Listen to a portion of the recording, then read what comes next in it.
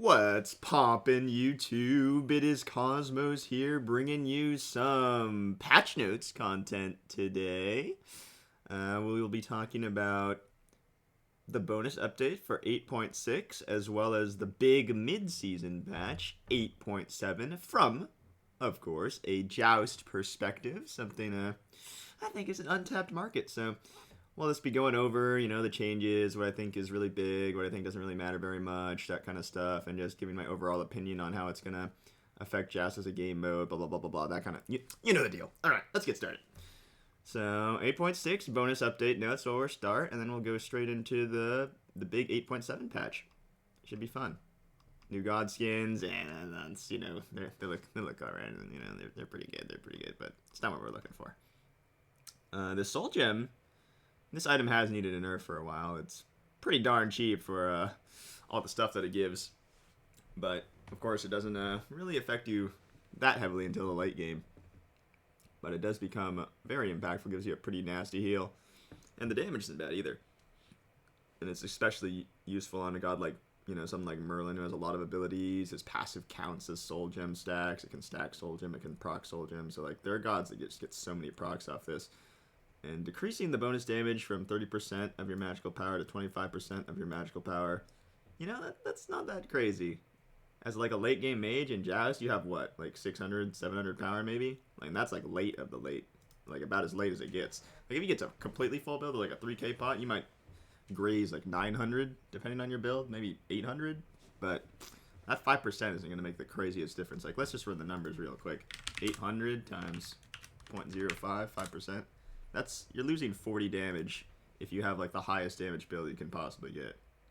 So it's not that crazy, the loss here. So that's typically what a bonus update will do, is they'll do like some little nerfs or little buffs, but it's not going to be anything crazy because it's just the bonus update, right? They don't want to make any like astronomical changes. Like if they really hated how good Soul Gem was, they'd probably gut it in the mid-season patch.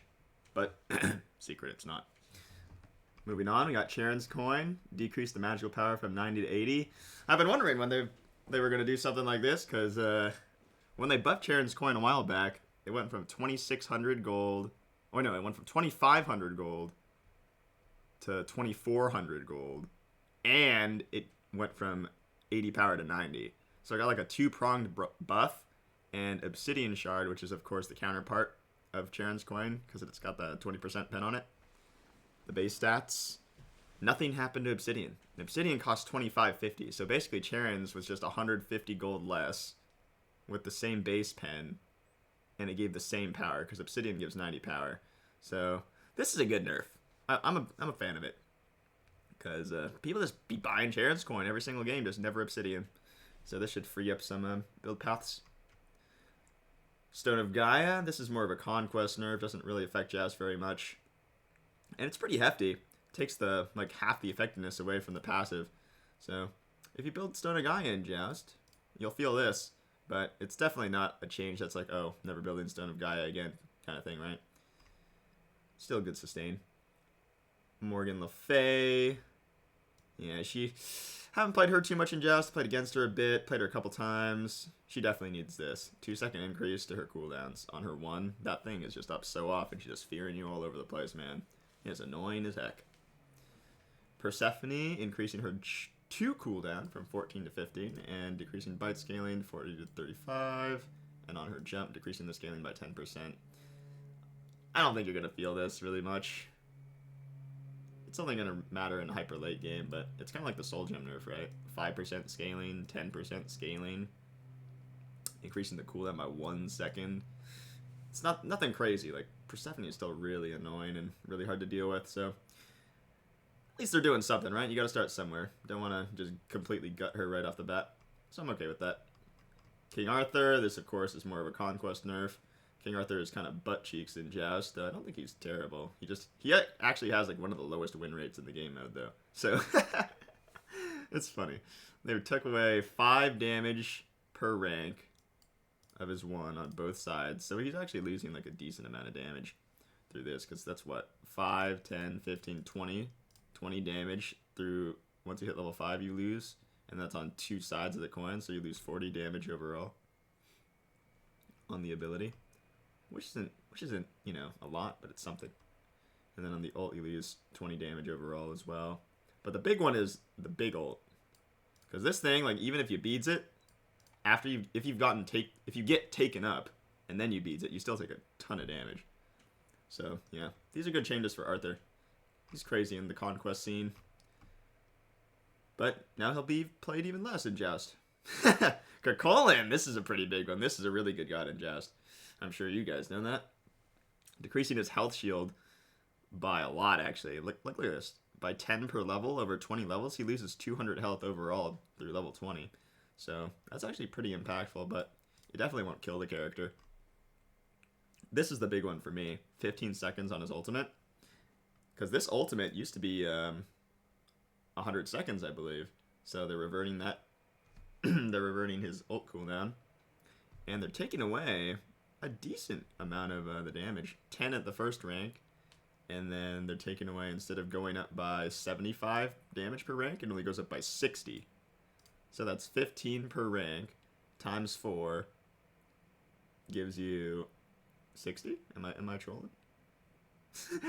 Yep, that's 60. 60 damage overall. Wait, I am trolling. Wait, back it up. It's only 30 damage overall. I'm a troll. Nice. Yeah, it went up by 75 before, and now only goes up by 70. Okay, yeah. I was thinking, I was like, that's actually a massive nerf. But yeah, so it's only a reduction of 5 damage per rank and 10 at base. So it loses, you know, little hit, but the big one is the cooldown going up by 15 seconds. It's kind of like reverting the on her ult change from 75 seconds to 90 second cooldown again. So you'll really feel these Kerkolin changes, but he'll still be super strong and you'll feel it. And another thing to note is this nerf, the damage nerf, is for both forms of his ult. So you'll be doing a bit less early on, and your shield will be a bit less through all the stages of the game. So Kerkolin, you know, taking a bit of a bump. This change, worthless. Wukong reducing his base damage. Oh no, not my 5 damage per rank of my 2 that I don't even level until last, because you level the 1 and then the 3. Okay, yeah, nobody cares. Alright, drop kick. Fixed an issue, blah blah blah blah blah, blah blah blah blah blah, blah blah blah blah blah. Don't think that really does anything. It fixes bugs. And this, 14 to 16 seconds, that's the big one. It's not going to be like anything crazy, but, you know, it's a step in the right direction. Gilgamesh is incredibly strong. Does a lot of damage, has a lot of control. And giving his main ability 2 more seconds onto the cooldown will be good. You won't feel it like too crazily, but it'll be good. And then in decreasing the initial damage on his ult, this doesn't really do anything. Pretty much like, write that off. Soul. So Soul had a bug. I'm sure you guys have heard me say this multiple times, but if you haven't, and you don't know what's up with the Soul thing and why she's meta all of a sudden, is she got a bug happening in the last patch where after you fire your 2 Stellar Burst, the one where she goes kaboom, throws the thing out and it goes 2 little blasts. Usually, when she throws that, she has to go through like this whole animation before she's able to do anything else. But she got a bug that developed with her for whatever reason when that mermaid skin came out. Where she throws her 2 and then instantly she's able to auto. So you could actually hit something with an auto before your 2 even landed. That's how fast it was. So they're making it a little bit slower. Doesn't look like they're making it a lot slower, but 0.1 seconds setup time to the activation of the ability. So it's going to actually take her just a fraction of a second longer to actually go, let's make it hot. And then added a 0.2 second post-fire time to Stellar Burst. So that's the thing. It had like a 0 second post-fire time to Stellar Burst before. So it says this functionality adds a 0.03 to 0.06 seconds delay to the basic attack fired after Stellar Burst projectile due to how this post-fire time is considered. So, you know, slowing her down a little bit. This will slow her roll. Soul is still a strong character, and this will, you know, it's just kind of like evening out, finding that middle ground for super long wait after you fire your 2 to do something versus instant fire whatever you want after you use your 2. So that's a good change. Janice, this should reduce a lot of frustration with the character, reducing his ult damage. Because you could just ult somebody, and this is a more of a conquest change, of course. Like, this doesn't apply that crazily to Joust. Though, Janice is pretty decent on this Joust map. The one we had the Season 1. Because of how big the walls are, you can go really far with Janice. So, he's definitely an unexplored pick in the Joust scene, for sure. Like, you guys, if you like Janice, you should definitely try him out. Let me know how he fares. But this will help a lot, because you could just, like, randomly ult somebody with a Janice late game, and then if you hit, like, one carry, you just win the fight, right? And sometimes it seems like just luck that you win off of that, because it just takes 70% of a carry's health, and they're just like, oh, well, I have to leave. So, this is a good change for him. And then Raijin, strong god all around in any mode, increasing his 1 cooldown by 1 second. That's, you know, a nice little nudge that he needs, because his cooldowns are extremely low on all of his abilities, except for his 3, really. And his passive gives him cooldown, so, you know, this will impact him a bit. And then this is kind of an annoyance change, because when you get marked with Raiju, it slows you. But Raiju will only stay on you for as long as, you know, the ability is ranked up. And instead of scaling up to when he has Raiju at max rank without, like, if he just throws it on you and then doesn't pop it, at max rank, Raiju just stays in your belly button for 6 seconds. So, reducing that to 4 seconds will just reduce some annoyance, like he throws it on you and then you're just walking around and you're just, oh my god, I'm moving so slow. But so, good changes. I like these bonus patch changes. I have no problems with any of them. And they shouldn't affect Joust too much. The biggest one would definitely be the Kakolin one. But moving on to the mid-season patch. Here's the big boy. There'll be a lot more exciting changes happening here. Cool skins, cool battle pass. I haven't watched Stranger Things myself, but I've heard tons of people that have, and they really like these skins. Except for the Hopper Apollo, apparently that's like nothing like him. I don't know. Anyway, lots of sick skins. Kukulkan skin's awesome. Bacchus skin's hilarious. They're all good. They're all good. I'll skip through that though and get right to the actual patch stuff. They're going to do the same kind of reset, except everybody above Diamond 1 is going to be reset to Diamond 1, so that they don't get the thing where Masters players that were below 2400 MMR don't get reset, and they just become the new GMs. And Duel gets another ban, so although this is a Joust video, that's shout out to our Duel players. Happy. This doesn't really mean much to us. This doesn't mean much to us. This doesn't mean much to us. Yeah, Odin's actually bugged, where he was bugged where his 2 wasn't popping when he was jumping. That's funny. They fixed that though, okay. Adjusting Poseidon's visual effects on his whirlpool is pretty cool. They made it so it's easier to see when it's actually there. You know, Poseidon's whirlpool has such a long windup on it. So apparently the visual effects are now going to be changed to make it look cooler. And you'll actually be able to see when it's about to hit somebody. So that'll be interesting. Can't wait to see that. They fixed the Gilgamesh bug where he would give infinite move speed to his teammates. I never figured out how that actually worked. I've had it happen to me. I've had it happen to my teammates, but never figured out why it happens. So interesting. Very interesting. Yep. All quality of life stuff. There's conquest stuff. We're skipping through this. Skipping. Oh, here we go. Classic Joust and Duel. Once a Phoenix is slain, all ranged auto attacks will now pass through its pedestal. That's huge. You just kill the Phoenix, then you hide around it. It's actually so troll right now. And then Benevolence starter item, and both of its upgrades are now banned in both of these modes. That's huge. Because people have been complaining about Benevolence for a long time. You know. Benevolence is a very good item, but I don't think it'll impact Joust that much. You'll still be able to do crazy things on the characters that use Animosity well, so, and you'll be able to build other items. Specifically, another item that will be coming up on shortly. Relic changes, meditation cloak.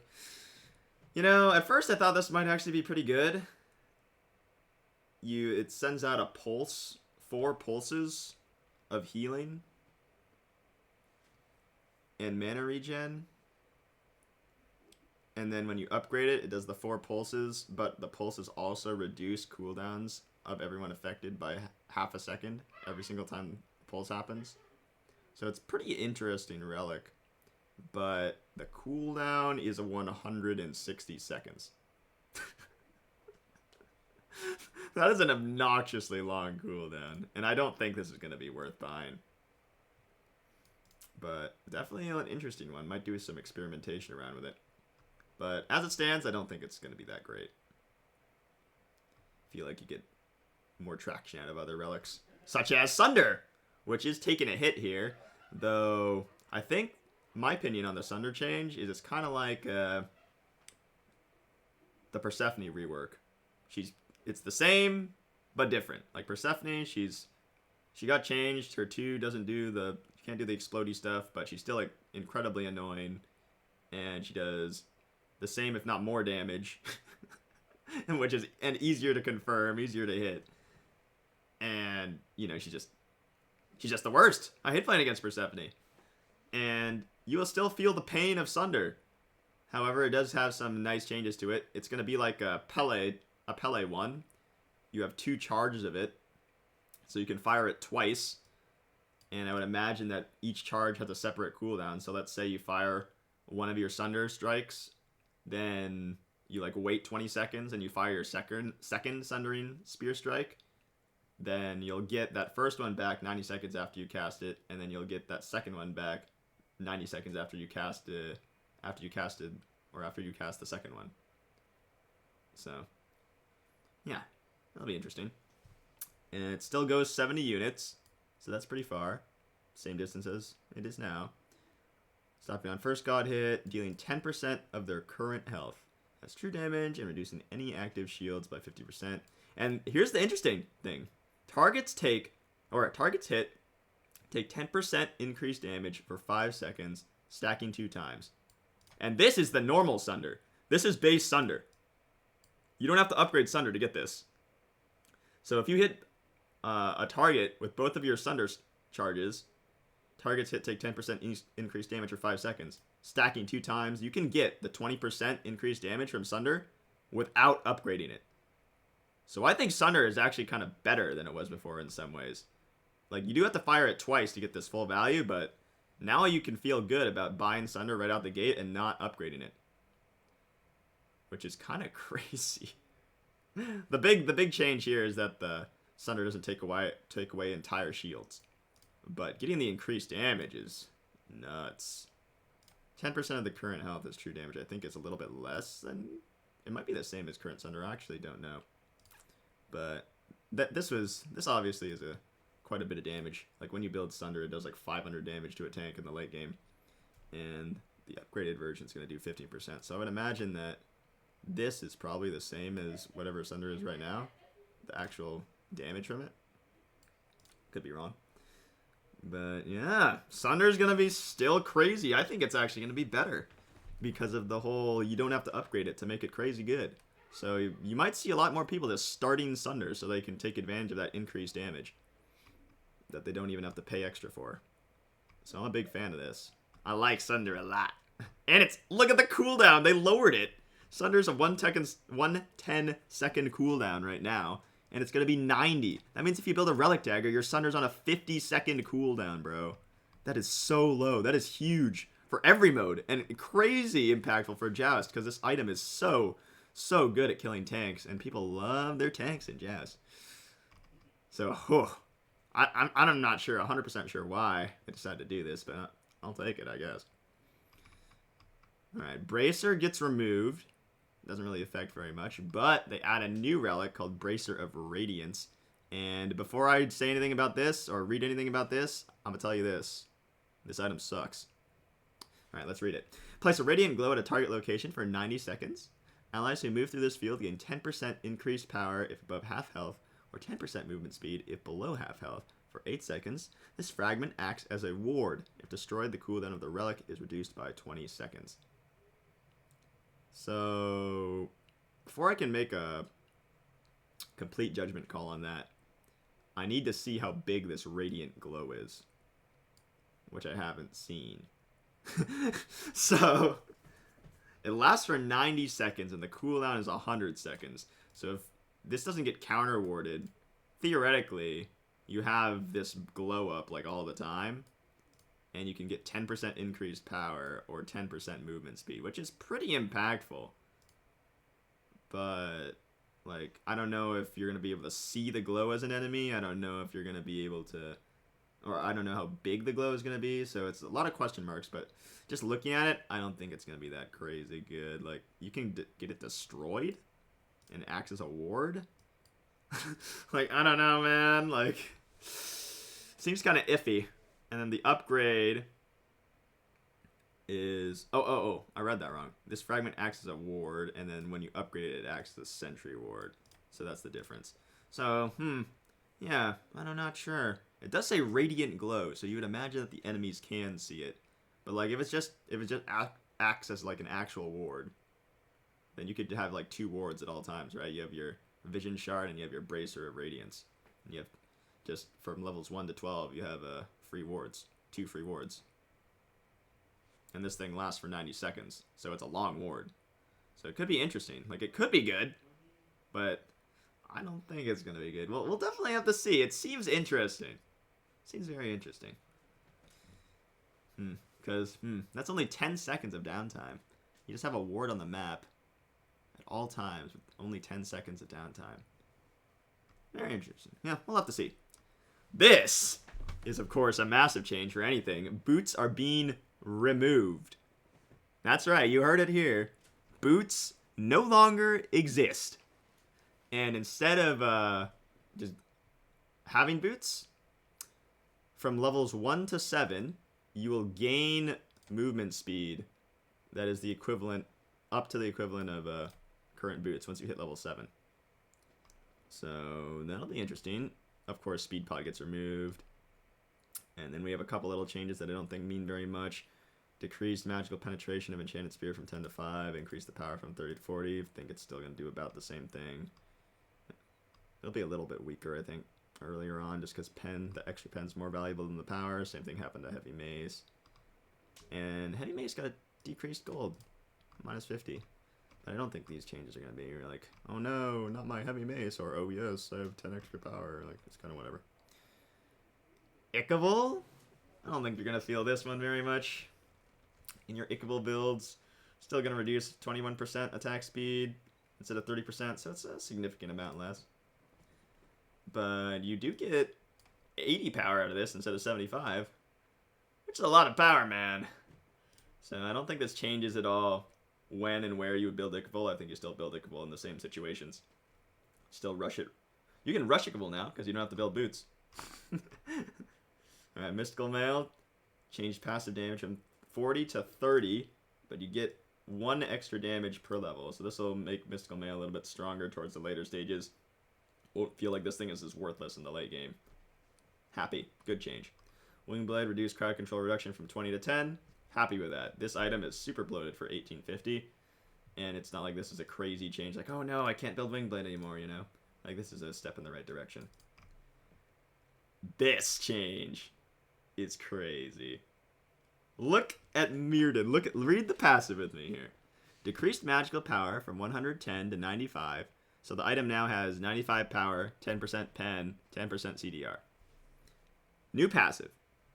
When your ultimate ability has finished casting, you gain Mirrodin's Brilliance, which provides 80% uncapped cooldown reduction, decaying to 40% uncapped cooldown reduction over 7 seconds.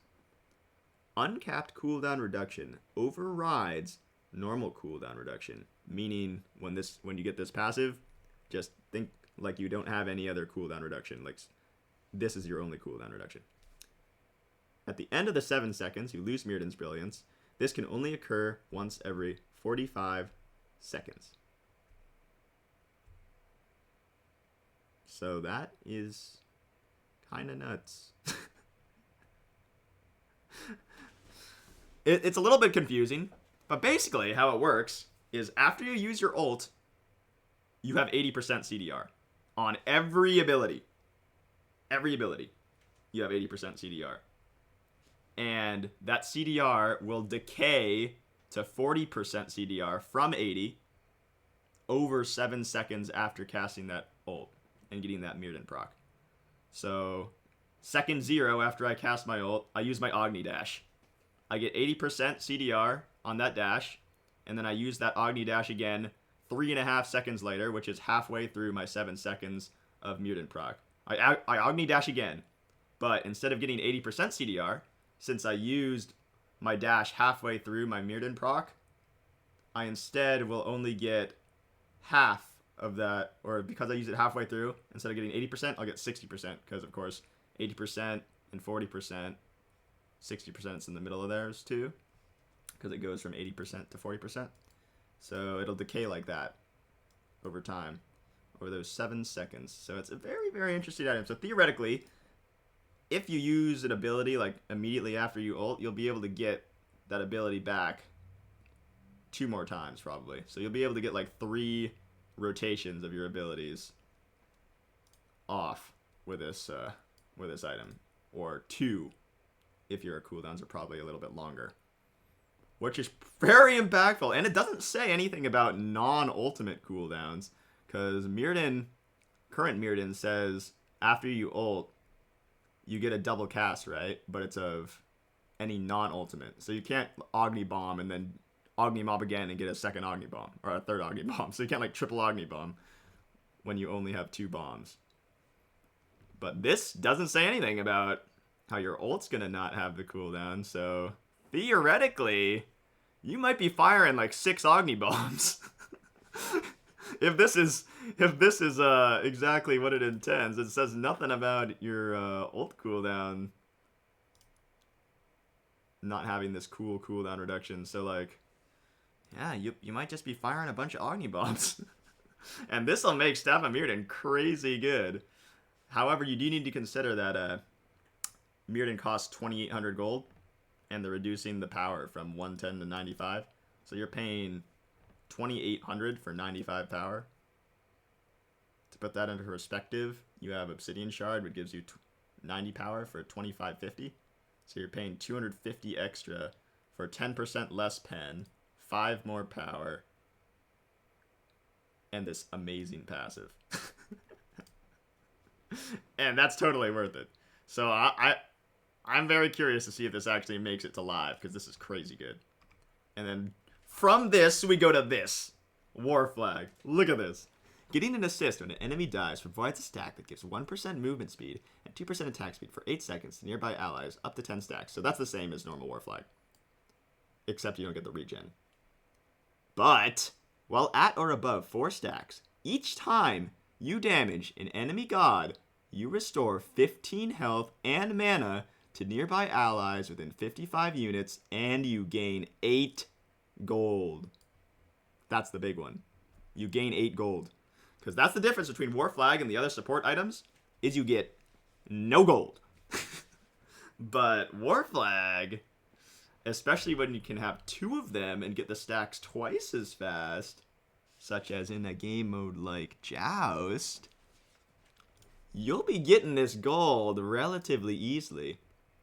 And the thing I'm concerned about, or confused about, and not really sure how it works, is it says each time you damage an enemy god, this happens. You get the gold and you get the sustain. So, in my mind, the way I'm reading this, it means when you use a Guan Yu 3 on somebody, a Talu Assault, you hit them like, I don't even know how many times it hits you, like 10, 13 times, I think. Something like that. I'm going to get 13 procs of 8 gold and 15 health and mana. That doesn't sound right. There's 0 chance that it's like anything more than 1 proc per ability, right? On targets, on each target. That just doesn't, there's no way. So I'm guessing, my assumption is you only get 1 proc per ability per target. So if I hit 2 gods with my Talu Assault, I'll get 16 gold. Well above 4 stacks on my War Flag.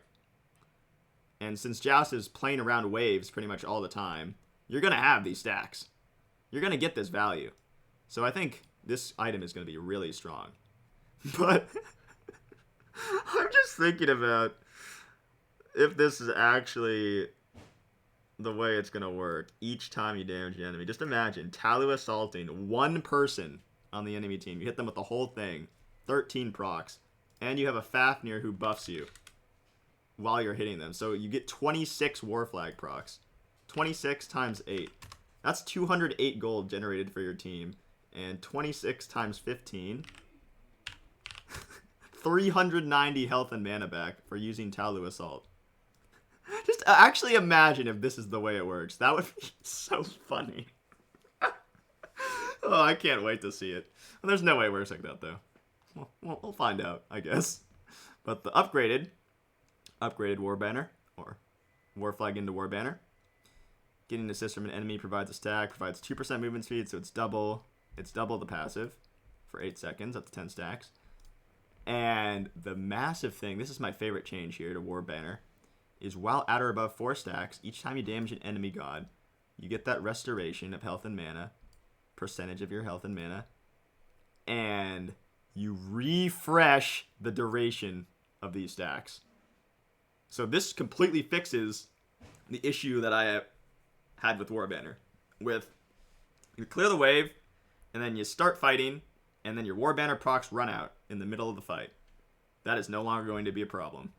And so I'm thinking War Flag is going to be the go-to starter item in Joust now. And you're going to build 2 of these every single game. Moving on. Corrupted Bluestone. I don't care. Starter. Death Toll. Also don't care. Berserker Shield. Don't care. I don't think this item's going to be built. It's too expensive, man. It costs way too much. It's 2,600. You get 10% increased attack speed, 15 extra Fizz Prot, and now it can only be built on Assassins and Warriors. I don't think this is going to be enough to bring it back into the meta. And it's definitely not a Joust item. So, don't think it's going to be good. This one, on the other hand, Shogun's Kasari, removing CCR, but now it's going to give 150 health, and the attack speed aura is going to increase from 25% to 30%.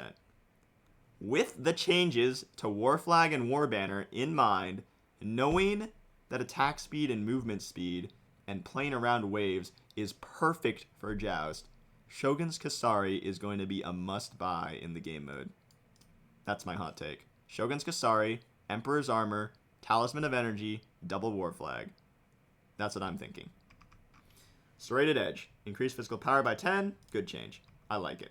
Item's kind of expensive for the stats it gives. It's a really good item, but too expensive. So that 10 power will help it. Mannequin Scepter. Good changes. In changing it from a flat mana and health restoration to percentage of your health. That base rank makes it stronger. Upgrade. Increase the healing and mana regen. So that's good, but I'm still not going to build it. Still building War Flag. Sentinel's Gift. Decreased the cost by 50 and gave it more protection.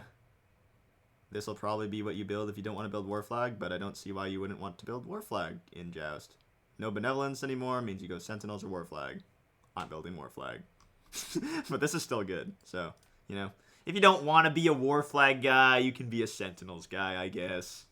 Conduit Gem now provides 100 mana. That's a good buff. Conduit Gem is pretty much like almost never buy it. So this is nice for it. Doesn't give it any extra like power or anything, so good item. Vamp Shroud. These changes don't really mean much to me. You give 25 more HP, 5 more protection. And when you upgrade this sucker, you get 15 more protection. And instead of restoring flat health and mana, you get percentage. But I think this item is kind of dead content.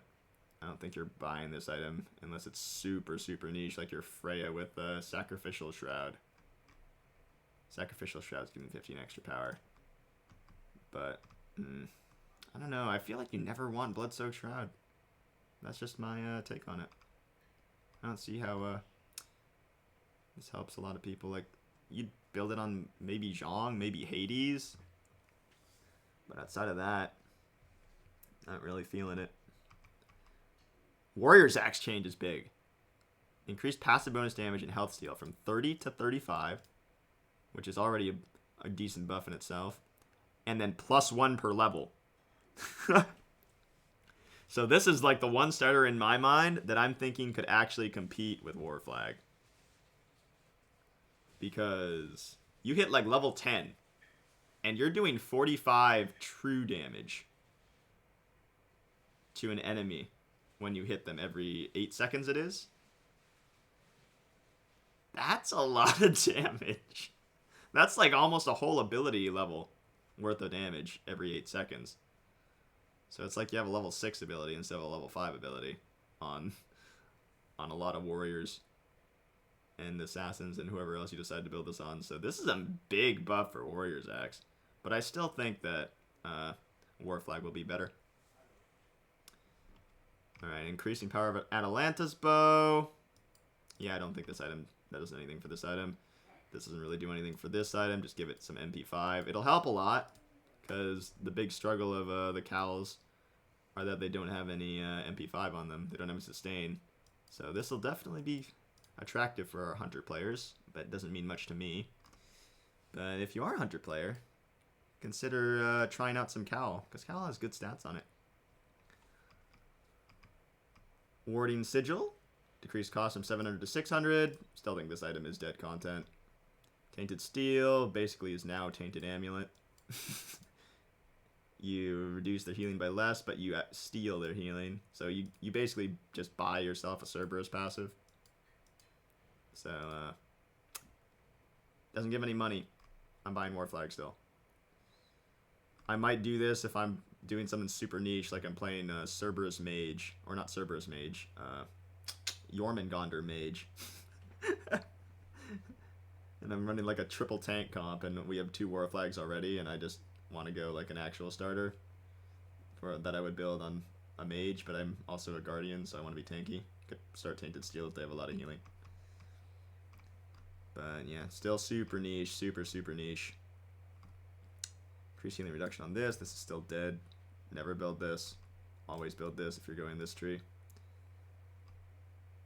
And that's a nice little buff. Extra power. Always nice. Don't think this does anything to J-Damp. Extra health is cool and all, but it's whatever. Tyrannical Plate Helm is an item that doesn't really get much love. 200 gold decrease should cause some people to start picking it up. I'm interested to see what happens. I personally don't think it'll be that crazy impactful, but we'll have to wait and see. God changes.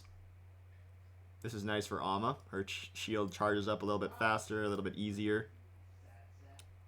And her ult gains 5 extra damage per rank. And don't be deceived, this thing hits 3 times, so it's like a triple increase. So she gains 15 damage on her ult per rank.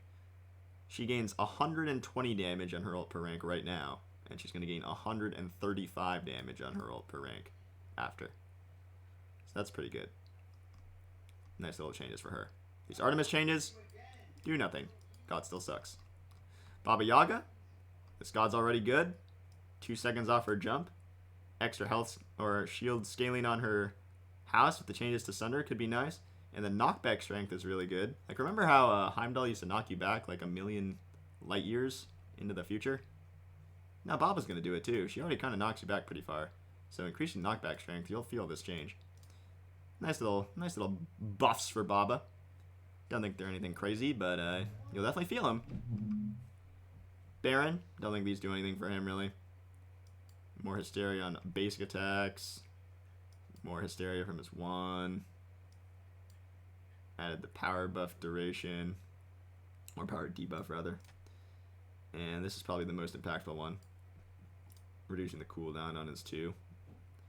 By 2 seconds in the early stages, and then ends up being the same ability, so... I think Baron is just a little tad stronger. Not enough to be picked like every game or anything like that.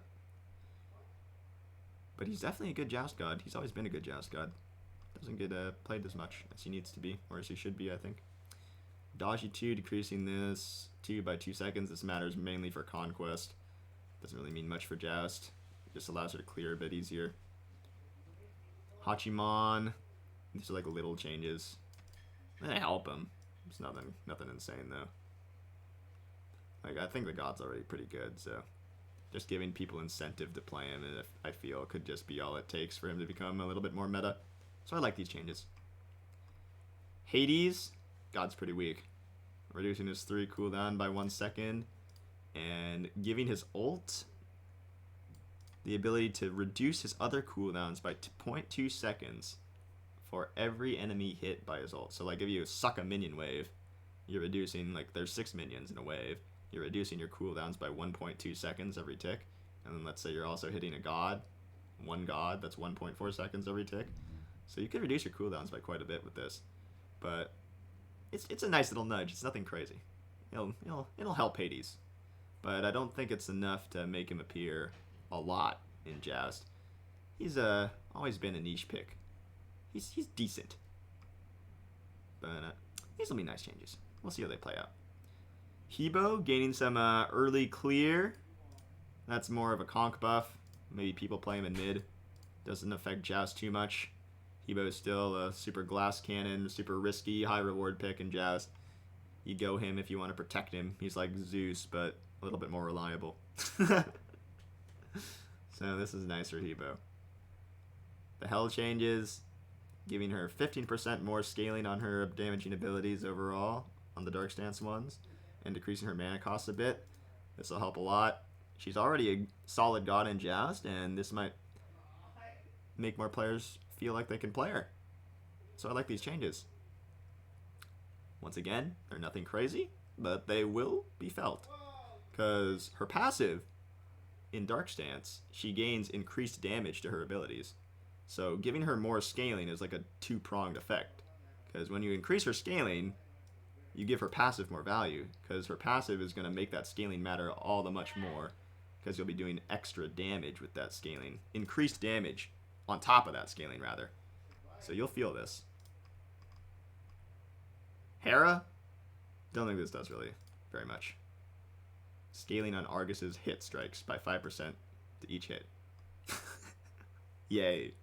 Increased fist damage on her 1. So her 1, the one where the fists go by 5 damage. And I do believe this double hits in the middle when you get hit by both fists. So, nice little buffs for Hera. Doesn't really do anything crazy for her. Jormungandr, kind of the same deal. Doesn't do a lot for him, but this is pretty impactful. Increasing his basic attack damage, 9.6 to 10.4. Gets a lot of basic attacks off when he does all that breath. So, nice little changes for Jorm. Maybe we see him in the future. I like Jorm. I like Jorm a lot. Kali changes do nothing. Mana cost decreases. They're nice. It's just quality of life stuff, really. And increased blade damage. She gains 2 extra damage at each rank. Oh, 2 at base and 4 every rank. So per rank, she's getting 12 extra damage on her 2. Overall, she gains 30 extra damage on her 2. So it's, you know, I'm not killing people off of the base damage on my Kali too. That's not how I'm planning on going about my Kali killing. So, yeah, you know, that'll be cool, I guess. And quality of life. Mulan gets some a little bit of quality life stuff, pretty much. Not quality of life, but I'm using that term wrong. But you know what I mean. They're just little things. They help, but they make her nicer to play. So I guess that is quality of life. But it's not like I'm fixing the clunkiness of her kit or anything, which is like actual quality of life. But Mulan gets a little bit extra health, scaling on her 1, and protections in addition to movement speed when you fully upgrade her grapple. By fully upgrade, I mean you fully train it. But increase the protections after you grapple someone. Little changes. Nice little nudges for Mulan. Same thing with Odin, just gets a 1 second off all his cooldowns on his 1 and 2. And increases this power scaling on his 3. Nudges, once again. Extra scaling on Olorun 2 is pretty nice, because you build a lot of power on this character, typically, so you feel a lot from 10% power scaling. And decreasing the cooldown of his ult is big, because this is one of the best ults in the game, so instead of having 20 seconds knocked off it at rank 1 is pretty nice. And you typically don't even upgrade this ult until you have to. So this will be super nice for him. But Olorun has fallen out of the meta a bit. See if this helps him. They're solid buffs. Don't know how crazy they'll be.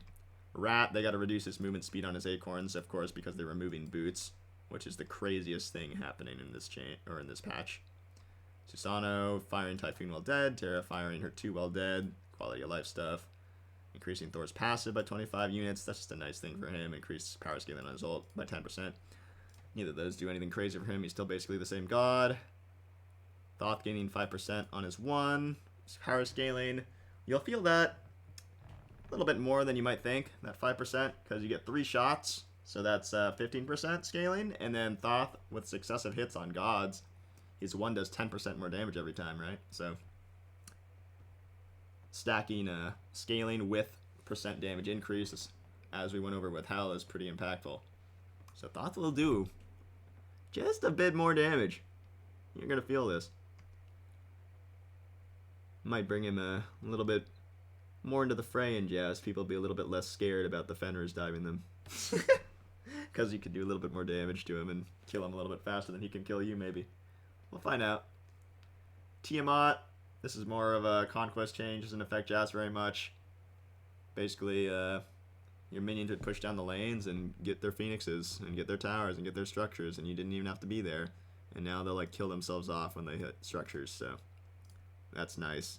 And then when she summons her boar, the darn guy lasted for like 10 years. Now he lasts for 5 years. That's nice. Freya decreasing her mana costs. Quality of life stuff. Feels good for Freya. So she'll be able to exist a bit more in a conquest lane, but she's about the same in Joust with mana cost reduction like that. It's nothing crazy. Nox. This doesn't change her really at all, I don't think. Just giving her more scaling on the minion damage with her 1. Yemoja? These are interesting changes to Yemoja.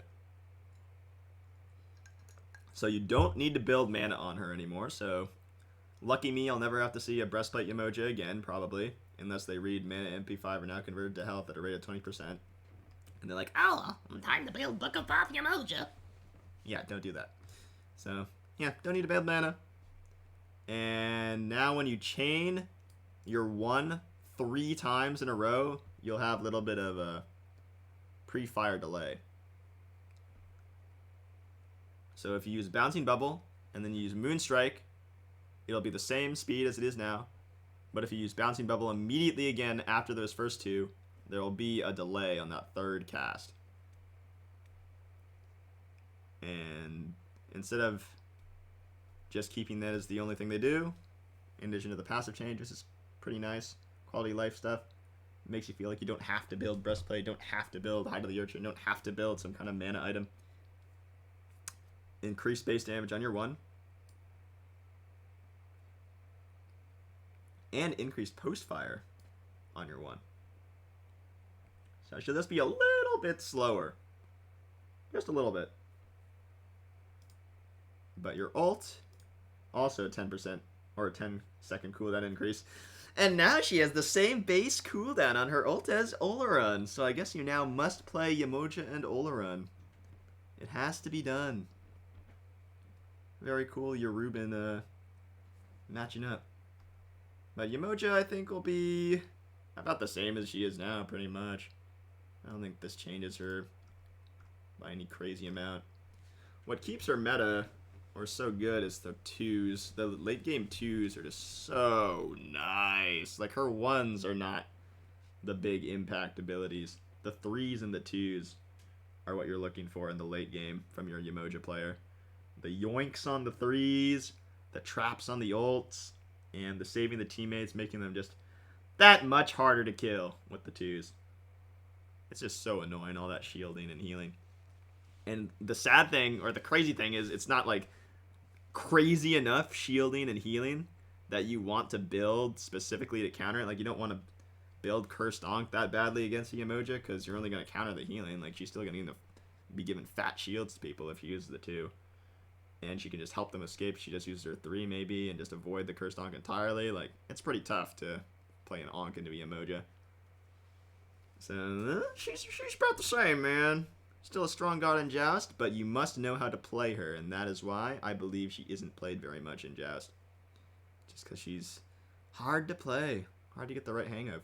But specifically on this map, the Season 1 map, she can box you pretty much anywhere. She can box you in the jungle, she can box you in the lane.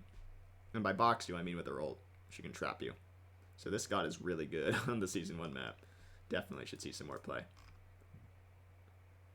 However, that about does it, guys, for the season, or the mid-season 8.7 patch notes and the bonus notes for 8.6. If you guys did make it this far, man, you like the content. Thank you for watching. Don't forget to leave a like on the video and subscribe to the channel if you haven't already. Enjoy the content. But hope you guys did enjoy this one. If you want to watch me do cool stuff with Smite live, make sure to check out the description of this video and take the link to my Twitch channel. And I can't wait to see you guys when the War Flag meta comes. Peace!